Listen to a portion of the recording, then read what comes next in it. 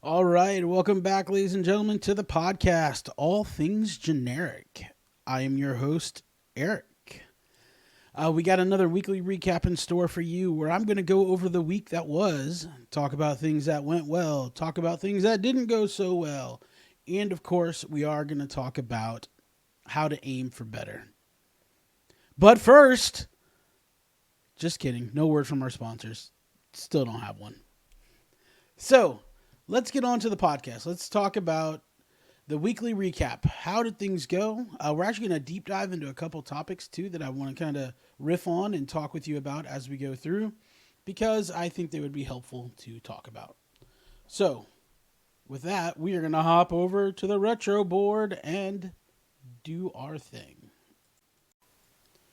All right, welcome back. So, for those of you who weren't with us last week, what we did was we did a retro, talked about some things that didn't go well, what went well. We talked about aiming for better. I wanted to get back into my morning workout routine. I wanted to do some meal prep on Sunday, and I wanted to hit some afternoon cardio sessions.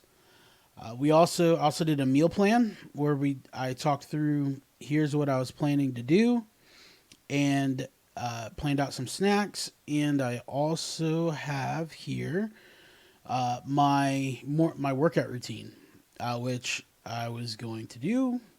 And so now we are going to talk through, hey, what went well, what didn't go so well, what do we want to do to aim for better next week. So, with no further ado, let's get on to this one. So let's talk about what went well this week. Well, I got back to my morning workout routine. I decided my experiment of fasted cardio was over because it really messed up my working out in the morning. I don't know if fasted cardio helps burn fat more. Again, the research is a little bit inconclusive on this. It seems to be more around calorie deficiency than necessarily a fasted cardio state. So I decided to go back to my morning workouts. And I'd love to report that I worked out 4 of the 5 mornings this week. I didn't work out Friday morning. And to be honest with you, I'm not entirely sure why. I think because I got caught up in work and didn't take a break to go work out. Every other morning I did. Friday I didn't. But 4 out of 5 days, plus I played disc golf both Saturday and Sunday this week. So I would say 6 out of 7 days I was active and I worked out. So I'm going to call that a win. So that went well. Yeah! Victory. What else went well this week? I did eat well for the most part. There were some challenges that we're going to talk about, but I would say for the most part, I ate really well. I'm really happy with how I did. There were no binges. I wouldn't even say there was any overeating necessarily. Nothing that comes to mind. Also, Tuesday and Thursday, I worked in the office and I navigated the cafeteria pretty well. That was interesting. You'll see this on the not so well because I didn't actually prep my lunch to bring in, so I actually had to go in and buy from the cafeteria, which I felt like I navigated that pretty well. I had an egg salad sandwich one day with a yogurt parfait, and the other day I had an Italian club or Italian sandwich with a vanilla pudding that had some granola in it as well. Not the worst, not the best, but it could have been much worse. I could have gotten some pizza. I could have got a hamburger and fries. I did not. I feel like I went with a relatively healthy option. The other thing that went well this week, I did end up meal prepping. I didn't do it on Sunday. I ended up doing it on Monday. Meal prep my dinners. I made the Becky's casserole that I told you about. Did that Monday, which actually led to a pretty interesting encounter, which we'll talk about here in a few minutes. But yeah, those are the things that went well this week. Anything else that I want to highlight there? No, I don't think so. Okay. Cool. Well, then let's talk about what didn't go well. Well, I just mentioned that I didn't meal prep on Sunday. I ended up getting back from playing disc golf, and I just didn't have any energy. I was sore, I was tired, and I had very little motivation. And I had a hard time trying to force myself to meal prep.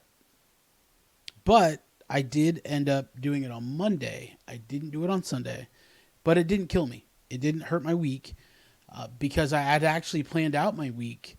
Uh, Things went pretty well, but I didn't say what I was going. I didn't do what I said I was going to do, so that wasn't good. Oh, I need to add one more on here because I didn't do afternoon cardio.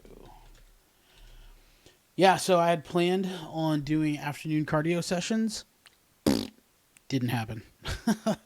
I didn't do a single cardio session this entire week. I focused on my weight training, and so that didn't go well. Now, I thought it was a little bit unrealistic that I was going to get 5 days in, but maybe I thought I could get 2 or 3. Didn't do that. But I'm still going to try. I'm going to keep that as a goal. Not for this coming week because of reasons you'll find out, but in the near future, we're going to definitely going to put that out there. All right, what else didn't go well? I would say we talked about the lunch in the office a little bit. Again, decent. It was decent. Egg salad sandwich on wheat, so that was good. The Italian sandwich was on some kind of white or sourdough, so definitely more caloric, and also I am positive it had a bigger spike on my blood sugar. So again, not perfect, but we're not aiming for perfect. We're aiming for better. But again, I didn't do what I said I was going to do. I said I was going to meal prep some chicken salad and maybe put that over spinach and have that. I did not. I didn't do it. Didn't have it. So that didn't happen. All right. So there were 2 nights this week, Friday night and Monday, that I indulged in dessert.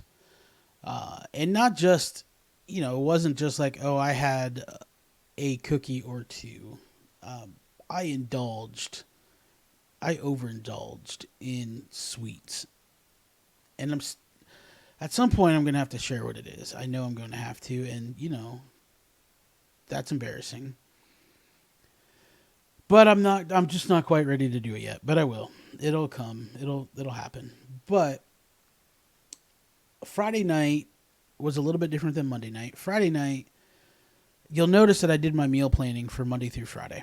I didn't do the weekend because I feel like if I work really hard throughout the week, then the weekends I can be a little bit more lenient. And I'm to a point now where I'm not going off the rails on the weekend because I don't want to ruin everything that I did for the week. So I don't meal plan. But on Friday night, I decided that, we had a good week. Why not enjoy it with some sweets? I just think that's a bad idea. It's a bad precedent to set, and I don't want that as a reward. I need to find something else as a reward that I can look forward to. So that was Friday night. Monday night was a little bit more disturbing, isn't the right word. Maybe too strong, maybe troublesome is the right word. So Monday, I was going to meal prep, and the casserole that I was going to make required cream of chicken. I had cream of mushroom, and it also required cream of chicken, which I had. But I had the wherewithal to look at the expiration date for some reason because something told me that I hadn't used cream of chicken in a while. And I was right because it expired sometime in 2022. 2022. Yeah, it's 2024. So I decided, okay, that's not going to happen. And I got a little flustered, got a little frustrated, and I forget what I did. I went outside for something. It might have been to work on the pool. Been fighting some mustard allergy in there. not fun. But I remember I was walking around in the yard and I said to myself, well, you can order through Instacart cream of chicken. You'll have it here in a few minutes and you can prep that way. That's a great solution. That's a great workaround. However, what also came along with that is, ooh, you could order a dessert too. You could order that and you could eat that. Meanwhile, going through my head is, nope, nope, I can't do that. If I do that, I'm going to have to talk about it on the podcast. If I do that, it's not aligning with my goals. I want to align with my goals. I don't necessarily want to do this action. Well, evidently I wanted to do that action because I remember I was walking around the side of the house and I remember saying to myself, haha, I found a loophole. I can order this too. And it's mind boggling. What is that? Why do I do that? What is behind that activity? That's something I probably need to talk to my therapist about to get a little bit more insight into. Like, why do I do that? I'm not sure. I don't know. But I remember I wrote a blog post when I was at Fat Camp around Bombarded with Thoughts, I think was the name of the blog. And I shared about the idea that there were times when I was really, really struggling with binge eating that I would, for example, I was at my parents' house for dinner one night. They made spaghetti, my favorite meal. I was good. I was satisfied. I was full. No problems. Well, driving from their house to my house, which is about 4.6 miles, if I remember correctly, I passed no less than 12 to 15 fast food restaurants. And mind you, I just ate. I had just eaten dinner. I was full. But as soon as I pulled onto Independence Boulevard there in Virginia Beach, my mind just, oh, you need to go get some chicken nuggets. Go get some chicken nuggets. Get a 20-piece chicken nugget and a large vanilla shake. I'm like, what the hell? What? I just ate. Why am I going to do that? I don't need to do that. But there was nothing. I couldn't not do it. I was bombarded with thoughts. And that was common. That happened to me multiple times. And if you're interested in it, I'll put in a link to the blog and you can read more about it. But it took me a long time to realize that just because I thought something didn't mean that I had to do it. Which sounds ridiculous because there's a lot of things that I think that I don't do. But in relation to food, that was the thing. It's like, well, I thought about it. I might as well do it. But it took me a long time to get past that. And so that was a little bit of, I think, what happened on that Monday was, oh, I thought about it. I'm going to continue to think about it. And sometimes it's just easier to give into the compulsion so I don't have to think about it anymore, don't have to fight about it, than it is to actually fight the temptation. So, yeah. That was free. You're welcome. All right. So, we talked about what didn't go well. We'll get into aiming better a little bit later. I do want to talk about my workouts real quick. I did do this. So I did upper body Monday. I did legs Tuesday. I didn't do core. Legs, I need more weight for my leg press. I think I'm at like 250 pounds. I need more. It's not heavy enough for me yet, so need to get more weights. Wednesday, I went back to upper body. Thursday, I did back and biceps. Friday, I didn't do anything, and I didn't do any of these walking. So, there you have that. All right, before we go on to next week in the plan and what we're going to do, there is a quote that I wanted to share with you that I found, or have found, super, super helpful. It's one that I use often in work, and I find that even in my personal life, it is great. And it's attributed to Dwight D. Eisenhower, and he says the following: in preparing for battle, I've always found that plans are useless, but planning is indispensable. I've always found that plans are useless, but planning is indispensable. And I share that because, as we walked through the plan that I had, the idea of planning and having to stick to the plan isn't even the goal for me when I do these kind of meal plans or the workout plan or whatever. It's the act of planning. It's the act of getting into, okay, what am I going to do? How am I going to go about doing this? What is my plan for the week? I find that it helps me so much. It helps me kind of think through how I'm going to execute. It makes me state some intentions or goals, if you will. And I find that having done that, I am much more likely to execute than if I just enter into the week willy nilly without doing anything, trying to fly by the seat of my pants. That usually doesn't end well for me. But I love the idea that the plans are useless. And in this quote he talks about preparing for battle. Now I'm not fighting a war against people or anything like that, but I am fighting a battle in my weight. And let me tell you, it's a hell of a battle. It's been a lifetime of a battle. And so the idea of preparing for battle by planning every Sunday, kind of thinking about it in a time box, or at work we call it a sprint, a time boxed period, is super helpful. And working through the plan and talking through it and sharing it with you and being accountable to it is definitely helpful. And I don't want to say a game changer because that sounds a bit over dramatic, but it is super helpful.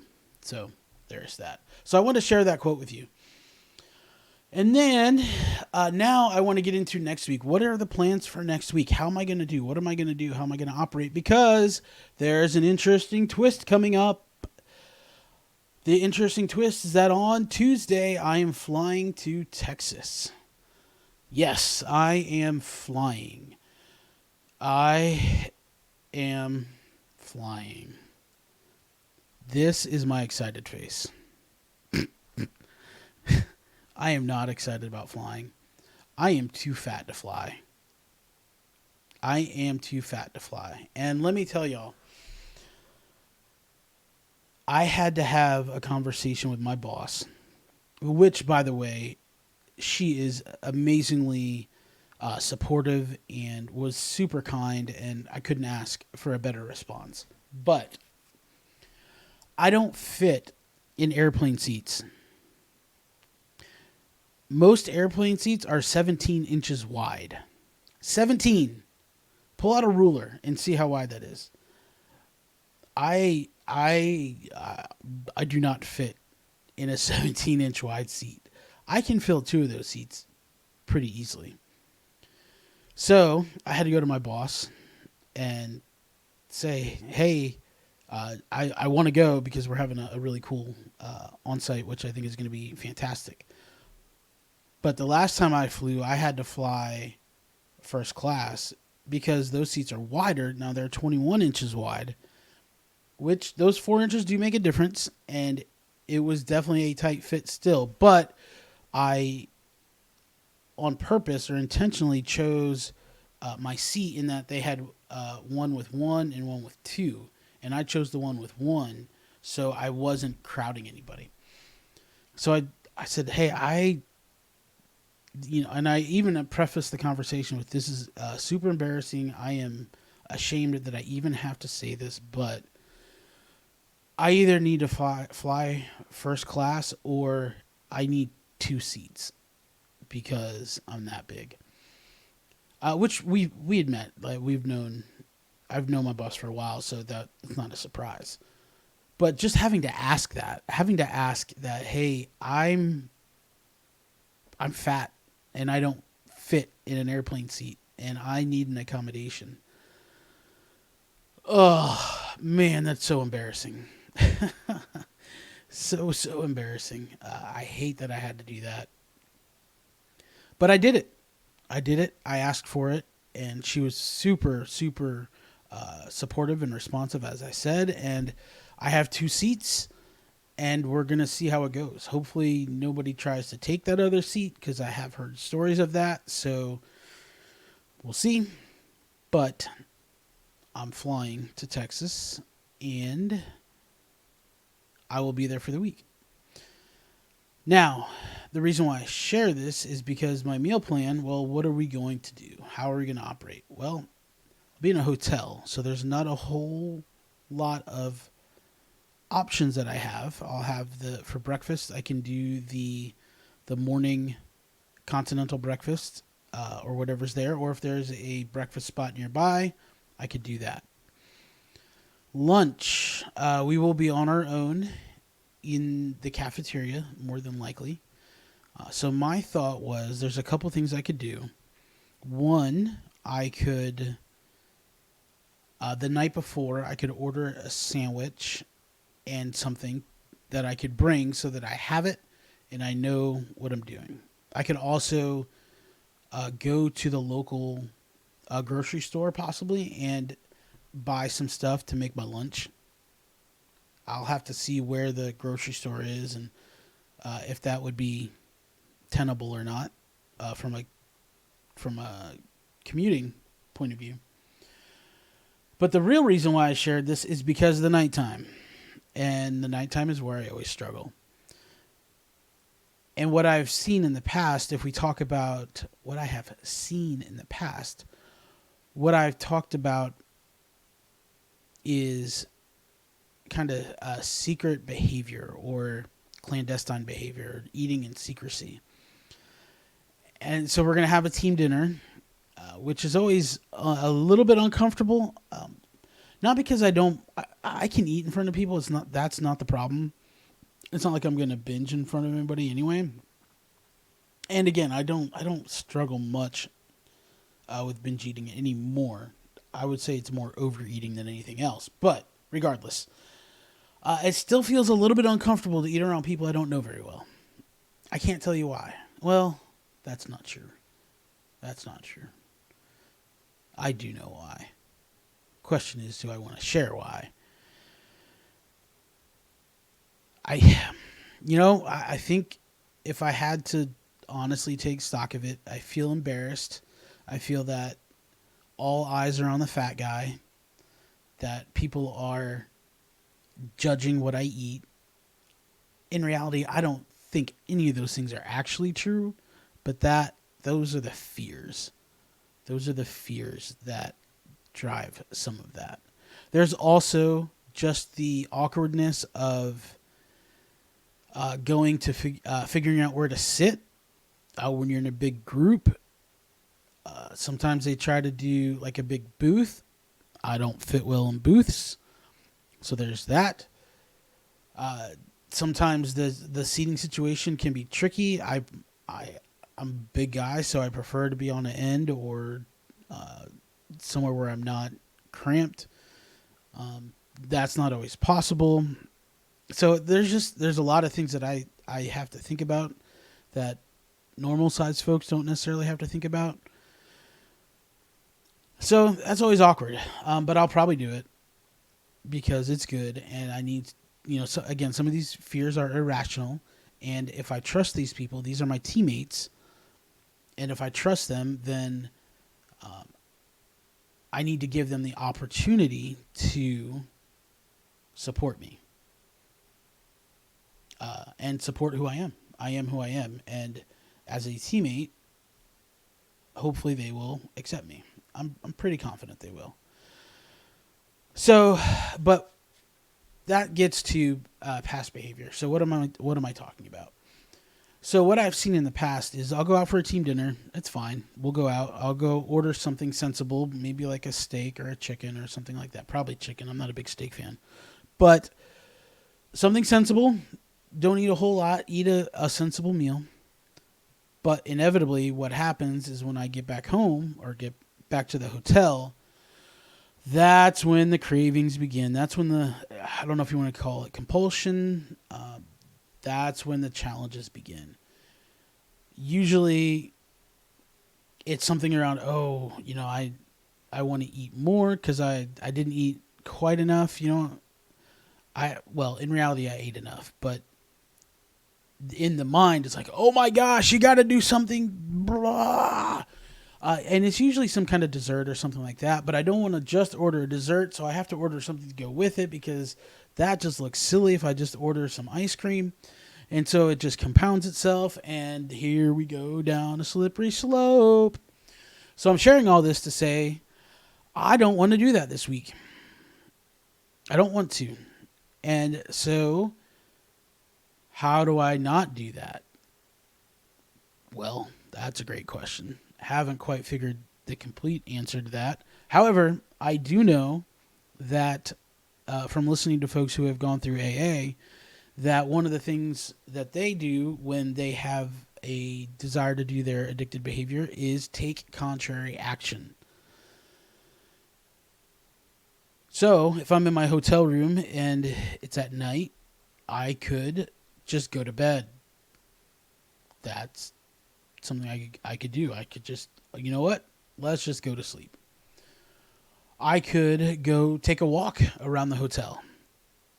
Maybe I'm sure there's some kind of fitness center. I could go work out. I could go walk on the treadmill. Maybe they have a pool. I could go down to the pool and hang out. I could take some kind of contrary action. I could call a friend. I could phone a friend. I could do something. So there's options there. But that's the biggest challenge. If I'm in my hotel room alone, the temptation, Uber Eats is a fantastic innovation. It sucks for those of us who are addicted to food and can get the great stuff super easily, like a push of a button. It's a lot hard. It's a lot easier, heck of a lot easier to order embarrassing things like large ice creams and hamburgers and blah blah blah, where I don't ever have to see anybody. I can tell them to drop it at my door. They'll never see me. I'll never see them. I don't have to go and order at the restaurant or at the drive-thru, hoping that they know who I am because I've been there the last 5 nights and ordered the same thing. Yeah, Uber Eats, great innovation. Man, it's another challenge for me. Which actually brings me to another point. A big breakthrough that I had with my therapist a few years ago. We were really working on. We're diving into the binge eating, and I told her, we kept going through session after session, and I was like, I don't feel like what I'm doing is binging. I don't feel like I'm having a binge episode.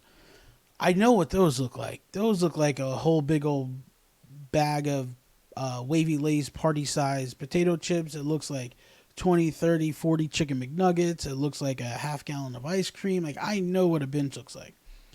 But eating a whole, 2 orders of pad thai and maybe some ice cream to wash it down, that doesn't feel like a binge. And so what we did was, there was 2 things, 2 big breakthroughs that we did. The first one was around, well, what if we reframed the idea of a binge, since we're not eating that large amount. I wasn't downing 2 large pizzas anymore with, a side of soda and pre-order chicken wings. I wasn't doing that, but I was eating too much. And so we reframed it. We said, what if we said that for this purposes, and I'm not suggesting this for other people, this was just something that we were doing as a mental or a thought exercise to help me in my weight loss goals. Well, not just weight loss goals, in my healthy living. So we said, what if we reframed a binge to any time that I sat down and ate more than 1,000 calories in one sitting? Oh, well, that's interesting. That's an interesting thought. Well, let's look at that. And that really helped me. It helped me reframe because, man, I didn't realize how easy it was to eat more than 1,000 calories in one sitting. I was definitely, without a doubt, doing that. So we reframed that. We reframed binge eating from the gigantic amounts of food that I was eating to, all right, well, let's now look at it within 1,000 calories in one sitting, within reason. Sometimes there are perfectly normal or healthy, maybe not healthy. There's a perfectly acceptable reason why you might eat more than 1,000 calories, and that's okay. If it's intentional and it's not out of compulsion, totally different behavior. So that was good. That was a really helpful, and that really forced me to start dealing with the way that I was eating in a manner that I hadn't been doing, because like, well, I'm not binging, so what's the big deal? And then the second thing that we did was we reframed, not even reframed, I think we accurately diagnosed that this is an addiction. This isn't just, something that, a matter of willpower. This is an addiction. And that was super helpful for me as well, because if it's a matter of willpower, if it's a matter of discipline, you do things differently. There are different things that you could do. There's different rules of the game, if you will. If it's about willpower, it wasn't about willpower for me. My brain just doesn't work that way. There are things that once I open the door to, I just want more, and I don't understand not eating the whole entire bag of potato chips, for example, or the whole box of Oreos, or spaghetti is a slippery slope for me. If I have any in the fridge, I will eat it until it's gone. It's not a matter of willpower. There is an addictive behavior there, and there's a scene in West Wing, which I really wish I knew how to do this, and maybe I can figure it out at a later time, because I want to talk more about addiction on this podcast. But there's a scene in West Wing where Leo was explaining his alcohol addiction to his lawyer, who's also trying to date, which was kind of weird. But he says at one point, my brain doesn't work that way. I don't want to have just one drink. I want all the drinks. I don't understand people who just want one drink. That doesn't make any sense to me. And to me, that was such a beautiful illustration of what addiction feels like, and how my brain just, that's not how it's wired. That's not, it's not how it's wired. So I say all that to say that I don't know why I said that. Hopefully that's helpful. I wanted to share those two things that I found from therapy, those two things around reframing the binge eating and then the addiction, because they were super helpful. They were very impactful for my life. And I hope that by sharing that, it's impactful for you as well. All right, let's close it out with another segment of Aim for Better. How are you going to aim for better? What are you going to do? What have you been doing? Drop me a comment. Leave me a comment. Tell me about what are the things that you're doing to aim for better. For me, what I'm trying to do to aim for better, I got two things that I'm going to do. One, I want to avoid late night ordering. I should probably have a more positive action, something that I could do instead of that. I don't have one there. I need more time to think about that. But I want to avoid late night ordering. And while I'm on the road, I want to be able to do some kind of workout, whether I just go for a walk in the morning or something active. I can't just sit around and do nothing. What's interesting, folks, is that even as I record this, in the pause that I had before doing this, there was the pull. There was a pull in, that clinging in the back of my mind, or talking in the back of my mind, clamoring was the word I was looking for. Clamoring in the back of my mind of, hey, you're going to be in Texas. You can do it. You can order out. Nobody has to know. You don't have to talk about it on the podcast. You don't have to do this. Like, those thoughts are there. They're starting even now. They're starting even now that I have to deal with. Whew. So it's going to be an interesting time, to say the least. But there you have it, folks. That's the podcast for this week. We did a weekly recap. I talked about the things that went well, what didn't go well. I gave you a quote that I found super helpful around Dwight D. Eisenhower and how plans are useless, but the act of planning is indispensable. And we talked about ways that I'm going to aim for better, and hopefully I'm going to hear from you around how you are going to aim for better. So there you have it for our fourth installment of All Things Generic. I appreciate you tuning in. Leave me a like and subscribe. That would be amazing. Love to hear from you. Until next time, aim for better because you'll be better for it tomorrow.